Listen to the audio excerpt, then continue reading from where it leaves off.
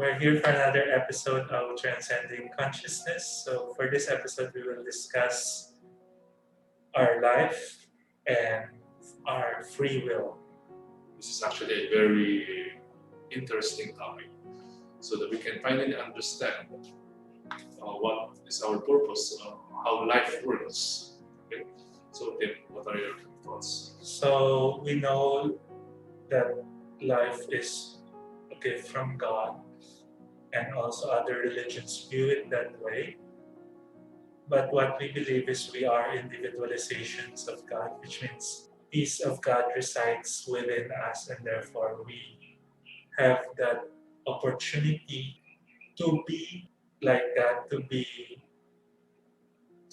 able to do whatever God is able to do now, and even to transcend it. So in most religions, people are viewed as subjects of God, who are there to worship and give glory to God. But that is not actually the case. So God created us, give birth to us because of His desire to grow.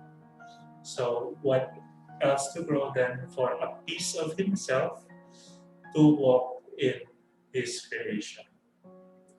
So with that, God gave us our life and an opportunity to transcend that life, to walk a path towards higher and higher levels of consciousness, to even reach what we call the God consciousness, the creator consciousness. Okay, so guys, we want you to understand a newer concept of God. For us, God is this infinite conscious life-giving energy. So when we say infinite, it means it encompasses everything, all, okay? So if we ask you a question, where would God get the materials to create your spirit? So of course, God will get the materials to create your spirit from within Himself, okay? So that piece of infinite conscious energy now becomes an individualized life stream. That becomes our spirit, okay? So our spirit now has consciousness and awareness, and it has life, okay? So from that spirit, okay, when God initially created us, we started at the level of, let's say, level 0. We still do not know the spiritual laws of God. So we started at the very beginning, at the very start of the spiritual path. So we still do not know how to create. So why did God created life streams or created us? It's for us to become co-creators of God.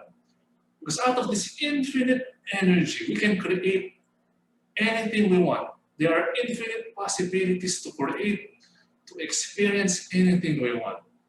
So at first, God needs to teach us.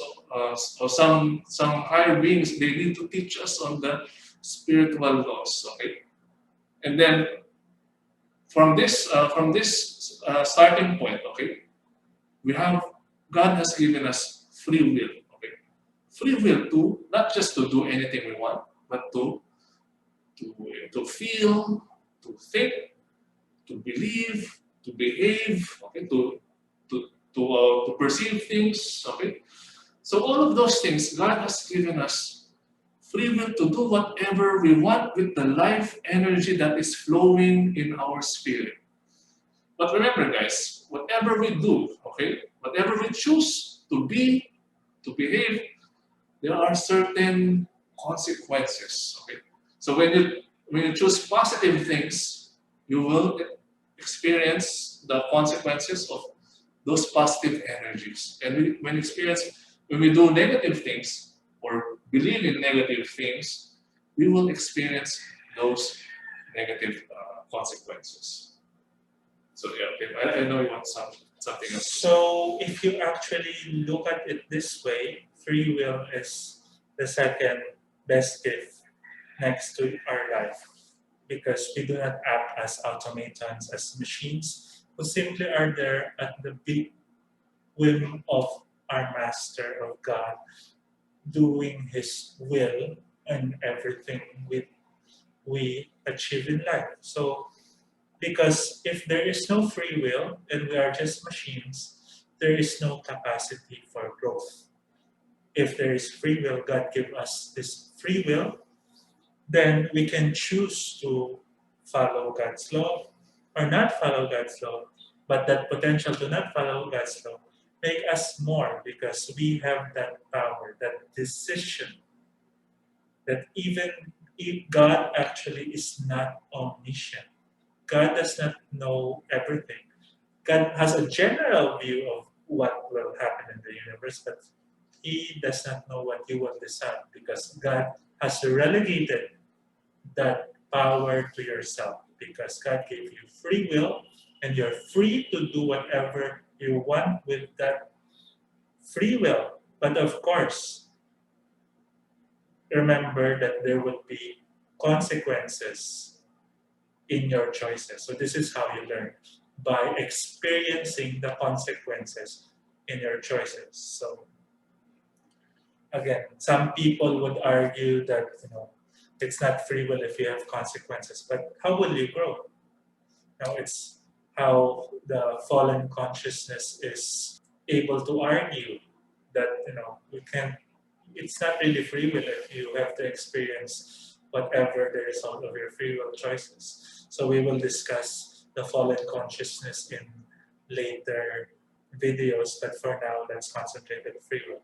So because you have the free will to decide whether to do this or that, then you can grow because you experience what's the consequence of choosing this, of choosing that, and then we can rise up to choose a higher choice with a better return, better circumstances that we are able to experience. Okay, guys, I would like to add. In the spiritual realm, in the level of God, the energy vibrates so fast. Okay, so everything happens instantly.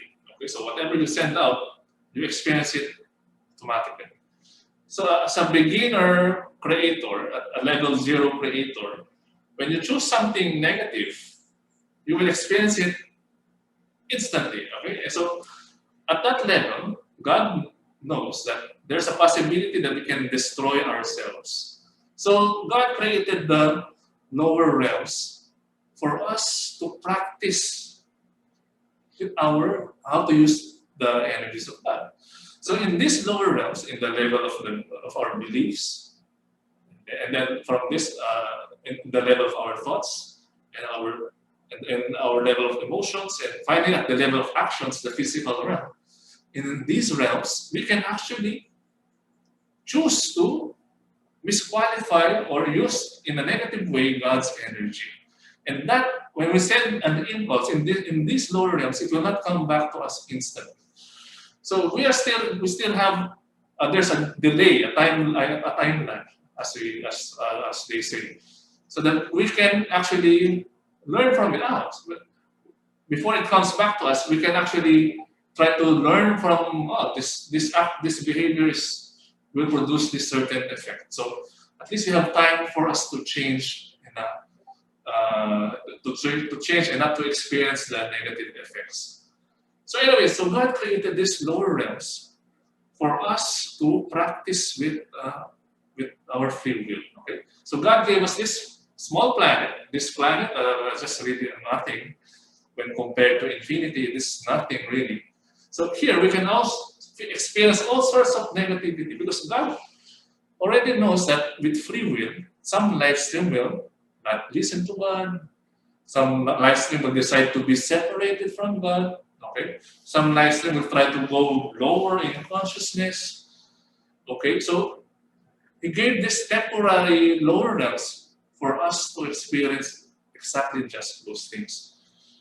But as what happened is we have forgotten. Okay, when we go to the lower realms, it's not our spirit that goes down, but our conscious awareness that goes down in the lower realms. But of course, we have disqualified in free will. We have disqualified the energies of God. Okay, so now we have forgotten who we truly are. We have forgotten how to our consciousness to expand again and to reconnect with the spirit. So now with free will, all sorts of evil we now see in our world today. But this is just a temporary world, a small speck that we can finally see what will happen if we choose to disqualify God's energy.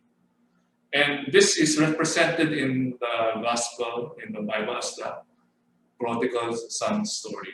Okay. So remember the son decided to leave the kingdom of his father, and then he wasted all of his money, the life energy in a negative way, through pleasure, through all those things, until finally it's already depleted, and then hopefully one day that life stream will realize out of his free will, he must decide to come back to the Father, to heaven, to reunite with God. Maybe you can explain it further in future videos, maybe later in this video. So remember the story of the Garden of Eden. So many of us live stream before we take embodiment, especially on planets with fallen beings like Earth, we have a spiritual guide. So for the garden, that the god of the garden is usually the spiritual guide. In the esoteric teaching, it is Lord Maitreya, who guides the live stream to prepare them to embody in a very dualistic world like Earth. And that is where free will takes into account. Remember, in the garden, we have the knowledge of good and evil. Why is it in the garden? Because that knowledge of good and evil is actually not evil per se. That is an initiation that all live streams should go through. That is an initiation to immerse yourself in duality. Remember, we discussed non-duality. So in duality, there's always two opposite polarities, and you see yourself as a separate being that is not connected to the greater whole. So this is all an illusion, but all life streams need to pass this test in order for them to ascend. In the lower realms, like here in the physical octave of Earth, we are living in a very dualistic world where we see I see myself physically as separated from Casey, separated from the chair to other people, but this is actually all an illusion. This earth serves as a schoolroom for us to practice our free will, because this schoolroom is not in the spiritual realm. So whatever we do here, even if quote unquote you know do bad things to others, you murder somebody, in the greater scheme of things, it won't affect the spiritual world because this is the schoolroom. So we need to practice getting our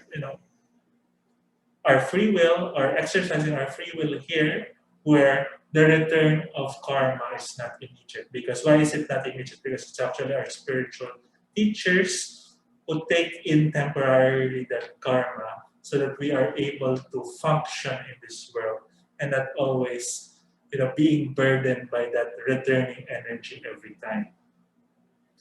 So in this environment, you have to have an experience of how it is as a separate being, but also how your actions affect other people and affect you.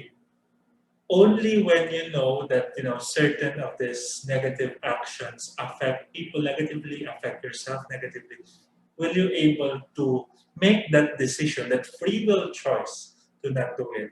Like if you kill someone and you feel that remorse, you feel the pain of the family of the deceased one. So you're able to change your decision. You're able to transcend that consciousness and then move on. So I think this is very abstract. I'll give you a more practical, I think, example. So you might not know, but King David is one of the earlier reincarnations of Jesus. So remember, King David murdered the one of his soldiers because he wants to take that soldier's wife as his own. And so what happened here? So we see that after that soldier died, King David actually felt that remorse that he know he was wrong in doing that. That's why he want actually to give back to his wives. So and then make Solomon, which is the his child with this woman, to be his heir for the throne. So with this we can see that what King David did was wrong actually. That is killing another person. But he was able to learn from it and transcend that consciousness. And therefore, God saw that change in his level of consciousness, but refusing anymore to kill other people. And therefore, he was able to take embodiment as the prophet Elisha, and finally as Jesus, who was able to transcend everything on earth and then ascend. So that's the beauty of both free will and reincarnation. So when you reincarnate, you are no longer trapped by the past choices, the free will past choices that you made. That is not of the highest decision. But at the same time, you try to move in this lifetime to have a better decision, to make better actions than what you did in the past. And that's how free will works. We reap the um, consequences of our free will choices, and therefore we are able to learn whether this is of a higher consequence or not, and therefore we can always choose a higher choice every time. So remember, guys, with free will, it comes hand in hand with making choices. Okay, so the right to make a decision comes from us, not with God. The responsibility for us to decide to choose comes from us. Okay, not with God or others. Okay, so remember, guys, in the story of the Garden of Eden, somewhere before, all of us here, we decided to experience what it means to be separated from God.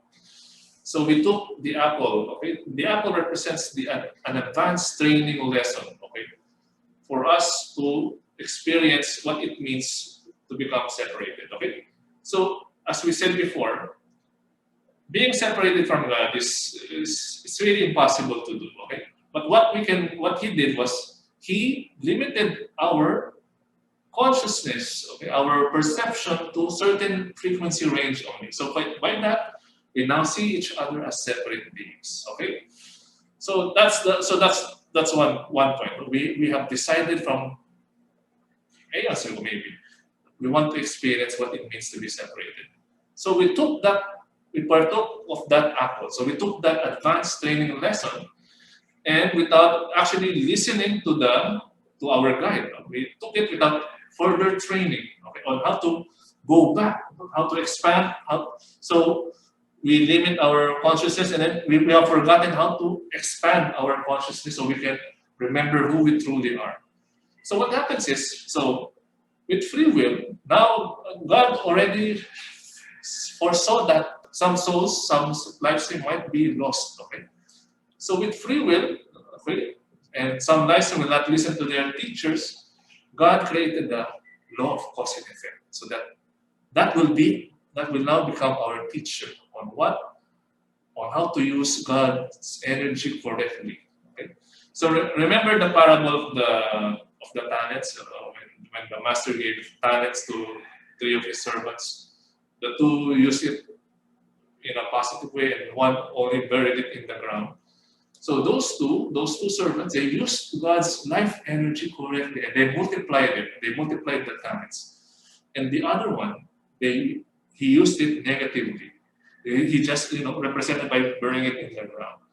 So that is what is actually the Bible scriptures or the writers are trying to explain us, that we are actually have the free will to decide what to do. And then whatever we choose to do, when we choose positivity, we are actually multiplying our life more. And when we choose negativity, we're actually burning it in the ground. We're actually constricting ourselves, and this will become our experience. So with free will comes the responsibility to decide, and when we do not want to listen to our spiritual guides or to that inner still voice in our hearts, the law of cause and effect will become our teacher. Yeah, the law of cause and effect can be also termed as the school of hard knocks, because if you don't listen to the teacher, then your actions will, the consequences of your actions will be your teacher. Your painful experiences will become, hopefully, your teacher to change yourself. Okay, because remember what remember Einstein's definition of insanity, of doing the same thing over and over again but expecting different results. Actually, it goes beyond doing. Okay, doing is just the smallest part. Okay, being the same thing over and over again, because being precedes our actions. Who we are will determine what kind of actions we will choose. So being the same thing over and over again without changing ourselves and expecting different results, hoping for better life, is insanity. Okay? So we should actually, some people, some life streams, they wake up when they hit rock bottom. So that's what they meant when law of cause and effect is the school of hard knocks. Because when we hit rock bottom, okay, some people, some lives, they finally become aware of the spiritual truths. Okay? So we hope that we do not need to reach rock bottom for us to learn to transcend ourselves. So hopefully we do not need to experience such painful experiences in our lives. With regards to the parable of the talents, I'm just going to take note that the third servant actually chose not to do anything. So the avoidance of choice. Remember that you not doing or not choosing to do something, or your inaction, is also a choice. And that in itself will also lead to a certain consequence, your inaction. So remember, that's why it's important to make a choice. Because if you do not make a choice, then you are relegating your free will to another person. And sometimes it is to a fallen being, which will actually dig you deeper in the school of hard knocks and in duality. The main point here is also you should not be afraid to make your own free will choices, because the consequences that is returned is for you to grow. It's not for you to be punished. So it's important that you get rid of this mindset that you are being punished for, like karma is punishment for all the things that you did. But karma, or the effects of your free will choices, is actually the consequences for you to learn something. So making a free will choice is a learning experience, no matter whether the result is good or bad. But if you have that willingness to learn, you are able to always transcend the consequence of that action and rise up higher and choose a higher choice. So remember, guys, without the consequences, how will you know that this action or this being will lead to higher states of consciousness, will lead closer to God, to your oneness with God, or will lead you further away from God? So without those consequences, you will never know what. Okay?